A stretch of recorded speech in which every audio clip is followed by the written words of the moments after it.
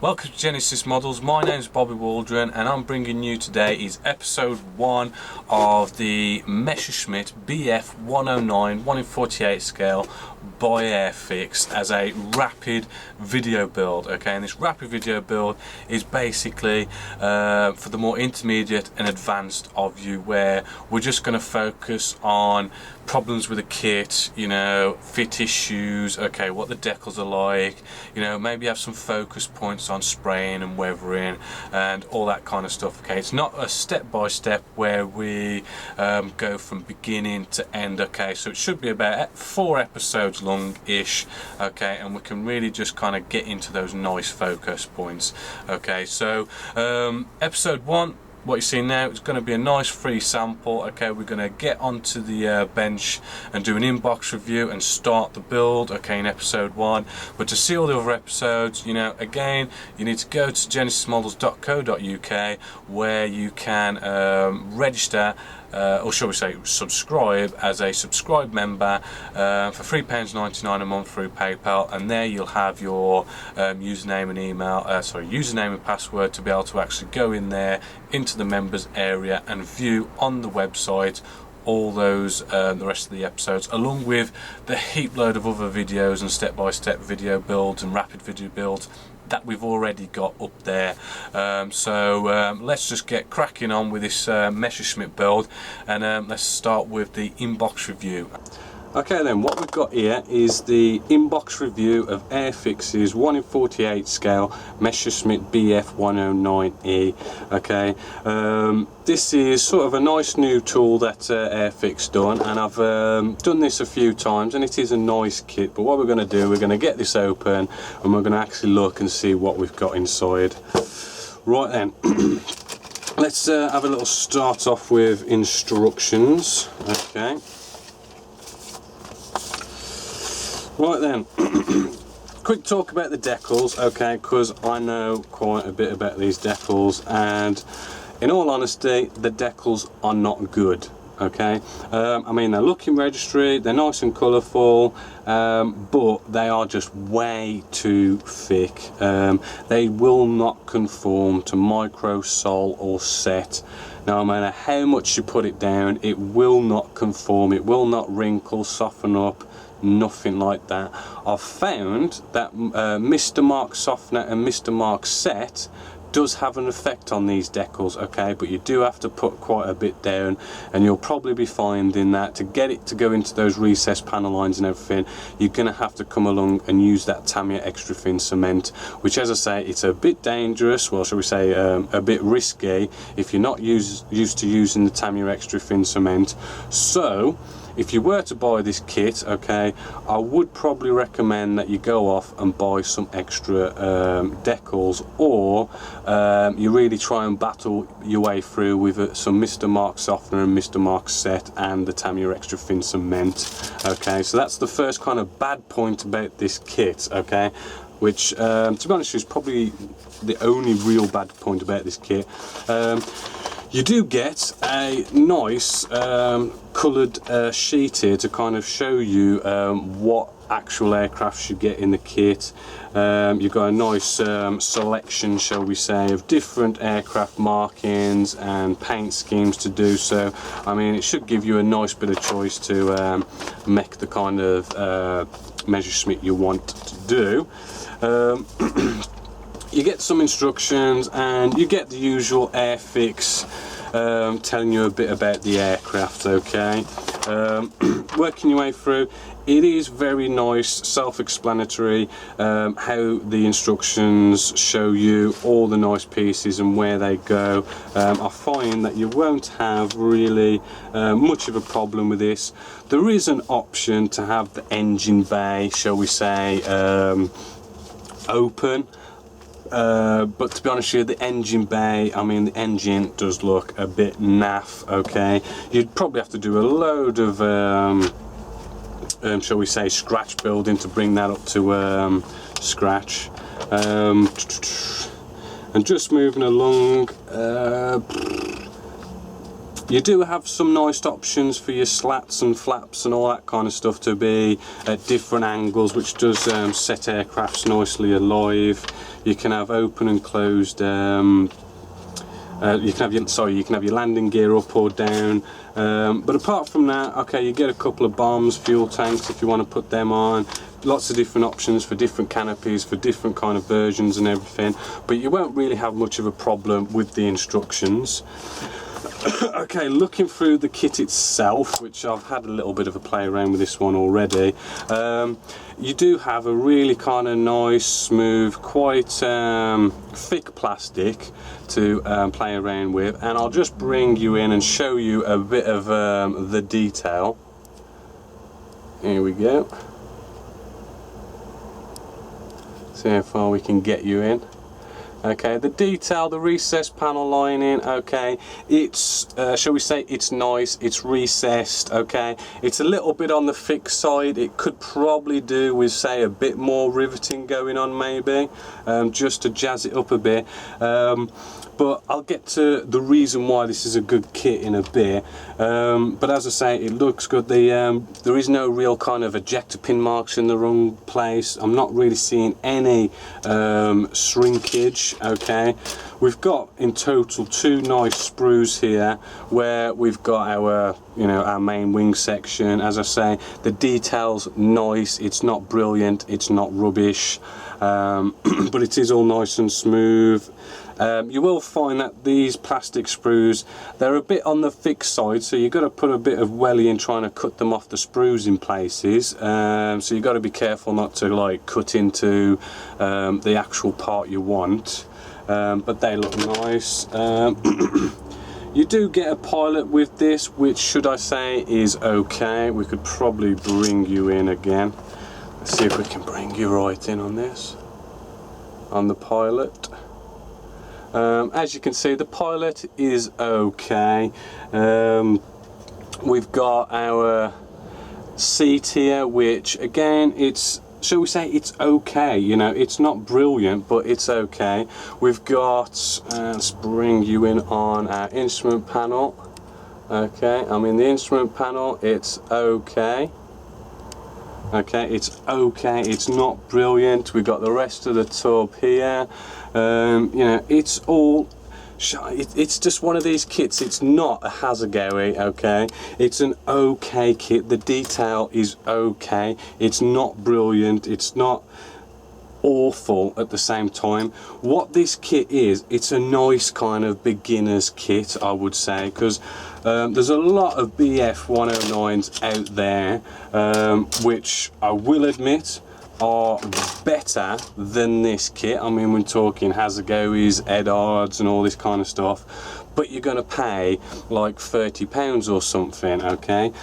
This kit was something like under the £20 mark, something like maybe £17-ish, depending on where you go. So it's a nice cheap kit, but the thing is, it's easy, it's simple, okay? It will build together really nicely. It fits really nicely. You're not going to be coming along with massive fit issues. You're not going to be having problem areas. It just nicely fits together. You're doing probably, you know, sanding out your seam lines and everything, but you're not going to be putting in loads of filler and everything. It will go together nicely. You can jazz it up a bit, maybe do a bit of rivet detail, maybe a bit more rescribing or something, but this is the kit. It just builds into a nice kit, which is a nice beginner's kit, and it is nice, okay? It's just, shall we say, it just lacks that kind of giving it that bit more really nice professional kind of detail to the kit, okay? So for a beginner, it's a really nice, cheap, easy kit to put together. For the more advanced people, you know, I'd probably say go out and get Hasegawa, Edard or something like that. But to lastly have a look at our canopies, just to show you how good these are. Let's cut that a little bit more.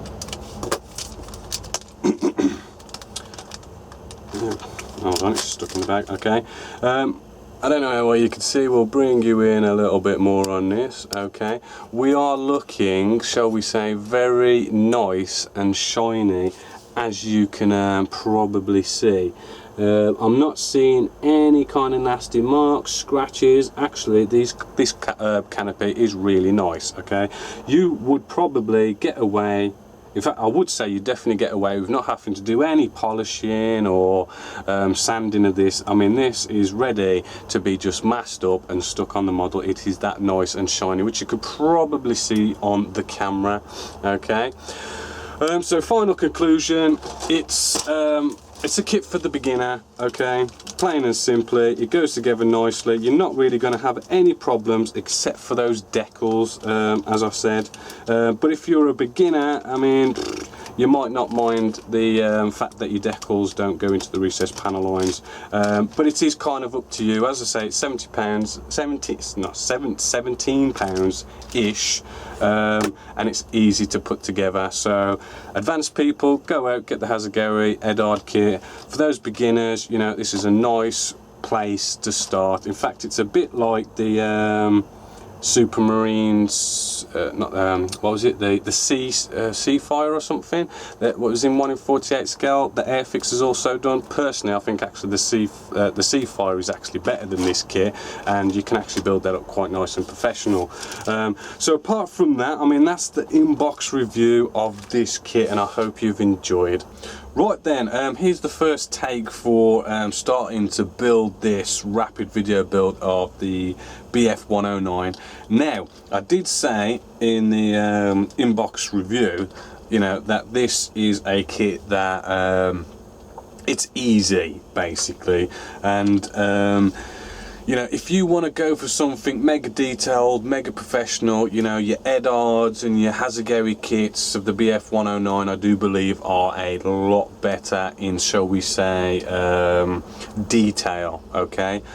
This kit, the detail isn't bad, it isn't brilliant, but it's nice, it's okay, it's somewhere in the middle. It can still build up to a very nice professional kit. It just isn't as good as the Edards and the Hazagaris, okay. But here's the cool thing about this kit, okay. It's cheap, and as you can see, I've done literally no videoing of this because it simply goes together absolutely beautifully, okay. You just don't really need any filler or anything really going on this. It just slots together really nice. For example, okay, where the two, let's show you on the instructions just quickly. I'll zoom you out just to show you a bit better what I mean, okay. Two wing sections, okay, nice and simply. You got a top bit and a bottom bit, okay. We've glued them together, and plain and simply, I didn't have to come along with, say, your coarse sanding stick, medium sanding stick, fine sanding stick, okay. It is such a nice fit that to get this join line here nice and seamless, I just simply came in with a very fine sponge sanding stick, okay. We're talking a very nice fine sanding stick, and we just needed to give it that little bit of a sand, okay, just to, say, polish it up, say, just to tidy that little seam line up, and it was seamless, okay. That is how good this kit fits together, okay. Same went for the back of the spine here. I mean, I have put on a little bit of Mr. Surfacer just to make sure, but it really does sand, it goes together nicely. You can sand away with a fine sanding stick and get it nice and seamless, really quick, really easy. That is the good selling point about this kit. Everything is a nice fit, but there are a few little things, okay, which I just want to show you, just to you know, at least video something on the whole build side of things. Now, we've got where our machine guns go on the wings, okay. It's not a brilliant fit. This is like probably one of the bits, okay, that doesn't actually fit all that well, okay.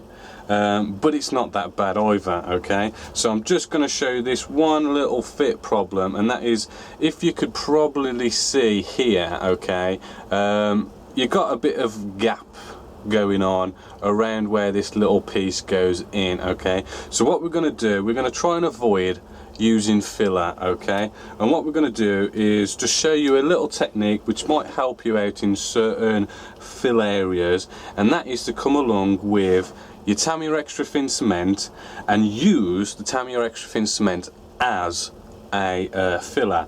Now what we're going to do, you need to put in a little bit more glue than normal, okay? Just a little bit more than normal, because what you want to do is you want to get the two pieces of plastic, okay, to melt, okay, because this is what the Tamiya extra thin cement does. It melts the plastic and then it welds them together. It makes the two pieces of plastic soften up, go all gooey, and then when it dries, the two pieces of plastic dry together and basically weld, and you get a really nice bit of gluing going on. Now if we now apply pressure to this, okay, we can literally force this piece together, okay, and what will happen is, or what should happen is, you'll get a bit of this gooey plastic kind of, you know, ooze out of the join area, okay, and if you hold it long enough it should nicely glue. And what will happen is, okay, you've got a bit of oozing goo come out, okay, but you haven't got to put any filler down, because the oozing goo is like oozed into the gaps and oozed out, and what you've got is a nice filled gap. But you've got to get rid of the ooze, so you've got to sand it, okay? So what you've done is, instead of filling and sanding, you're just going to end up sanding, okay, and then you can scribe later on if you want. So that is what we've basically done there. We've got rid of them gaps, as you can probably see on the camera now. The gaps have got rid of, okay, same as underneath. We could probably push it up a little bit. There we go. Okay, so it's all nicely filled. We just need to come along with a sanding stick, which is what we would have had to have done if we filled in. It's just we've skipped the whole filling process, okay? So that's one little technique that you might want to use, okay? So it's kind of basically what we've got here. I've done the one side. We've got a little bit of oozing goo, oozing plastic, which is now dried, and as I've said, you can just come along and simply sand that out, okay, which I'll do off camera because it's pretty basic. You just sand that out, okay, and I'd say leave it 24 hours and you could probably, you know, scribe in where the join lines are to get that looking really nice and all sorted, okay. So that was just one other thing, and I've just got to find my 1mm drill, okay, a hand 1mm drill, and what we've got is, now I'm gonna have to probably bring you in really close to actually see this, so let's see how far we can get you in. Okay, now what you can probably see there is on the left side, okay, that is standard, okay. On the right side I've done a little bit of, say, scratch building, and I've just give it a little bit of a drill on the exhausts, okay, and as you can probably see, it just gives it that little bit of extra life compared to stock, okay. So the way I did this, okay, is plain and simply, we get our little drill here, okay, and we just put it where our exhaust hole should be, and we give it a little bit of a drill, okay, like so. We don't need to drill like mad and go in there. I mean, you could if you want to, but this is just nice and quick, as you can see, to get each and every one of these a little bit more kind of depth to it and make it look a bit nicer by a nice quick light drill on the top, just to make a little bit of a hole, okay? If you want, you could drill a little bit more, okay? If you wanted, you could drill a bit more. Ooh, too far. Okay, if you wanted, you could drill a bit more, you know, and make that hole look even nicer. You might be able to buy aftermarket parts, I don't know, but that's a nice quick little enhancement. And as you saw, you know, it wasn't very hard, it didn't take a long time. It's just a nice quick, there you go, sorted. Next thing is as well, okay, which is pretty standard for any kind of World War II plane, and that is the instructions. If we get them out again, okay, the propeller, right, you build it together, okay, and then it asks you to, when you put the two fuselage sections together, to basically put it in as you put the two fuselage sections together. However, if you do that, let's face it, World War II and propellers, what's going to break on a model? It's going to be the propellers, okay? It's just one of those delicate things, okay?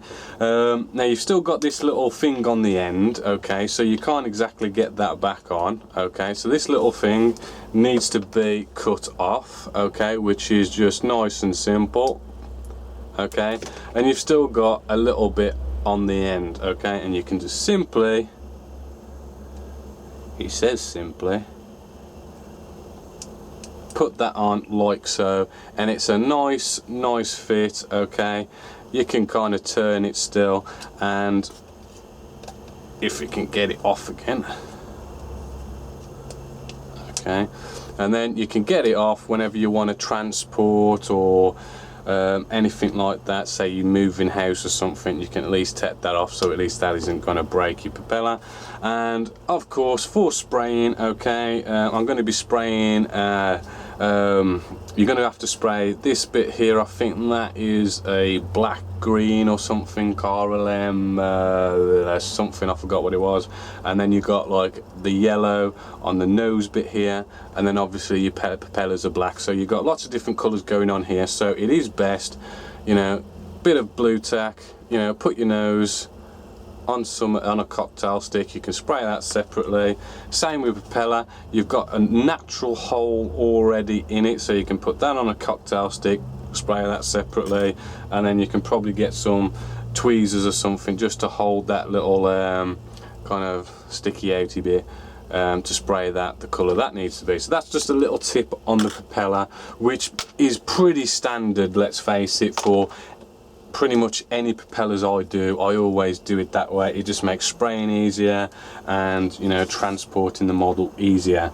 Apart from that, I mean, this is gonna pretty much nicely come together quite quickly. Little note, okay, underneath on this model, actually there's just a little bit of filling we need to do, actually. So I'll just get my green putty out in my spatula. Okay, oops, bring the light back in. Okay, bit of green putty. Okay, there is like one area where we probably need just a bit of the green putty, which is just under here where the wing section is attached to our fuselage section, okay, which you probably have the same kind of problem. And then just here, you know, if you want your flaps, okay, let's bring you in a bit closer. Okay, if you want your flaps, okay, to be, say, down, okay, we've got a little gap here that would, if you filled that in, sanded it, it'll just make it a little bit neater when it comes round to having your flaps in the downward position. If you have them up, you don't need to fill it, okay. So, you know, a little bit of the old green putty just to fill that gap, and hopefully a light sanding on that. You don't have to go mad, should sort that out quite nicely. And we do the same the other side, and again. Excuse me. And that is so far the only bit of green putty I've had to put on this model, and I'm pretty certain that's probably going to be also the last. Okay, so nice and easy, and I'll let you know as I'm building along what else I find, but it is a nice, enjoyable, fast kit to build so far. Right then, this now has been all nicely built, and as you could probably tell from this kind of like short video of like the build stage, that it has gone together really nice, and it has no problems. Okay, seam lines, absolute doddle. Okay, one last thing I'm going to do here, which I'm just going to show you because I feel a bit guilty I haven't showed you much on the build stage, is what we've got. If we bring you in right to the canopy, okay, I've installed the canopy and sprayed it black, okay, so that the inside looks black, so we don't have to mask up the inside. And also by spraying it black, we get to see how good the canopy is, because the one thing about canopy is it's clear plastic, and you can't really sand a clear plastic. Okay, so when it comes to fitting the canopy, if you've got any like gaps or any fit problems, you need to use other techniques, okay, instead of coming along and, you know, getting some, say, green putty out, filling it in, sanding it, Mr. Surfacer, sanding it, because you're just going to destroy your clear canopy. So, as I say, we need to use different techniques here, okay, and I just love, and I think it's great, is the Vallejo plastic putty.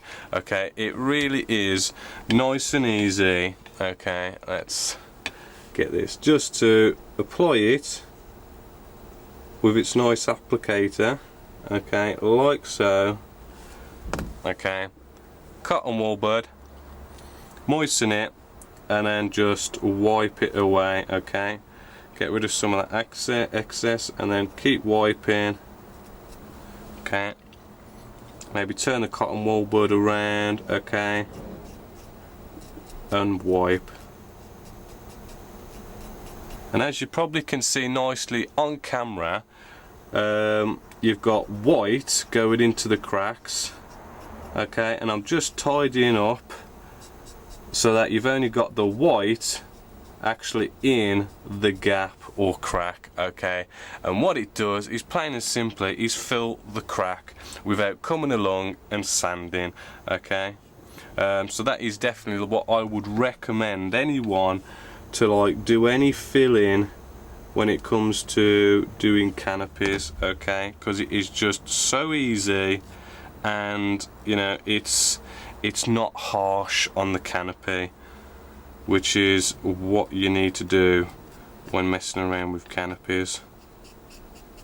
Okay, so as you can see, we've done a nice bit of filling, and we can do that all around the canopy. The only thing is, I will say, make sure you spray it black first, okay, because if we didn't spray this black and it was all nice and clear, we come along with Vallejo plastic putty, which is white, okay, you will see white on the inside of the canopy. Okay, so when you demask and you look through, you'll see Vallejo plastic putty white, you know, through the canopy. Okay, by spraying it black first, you just see black, which is what you want to see.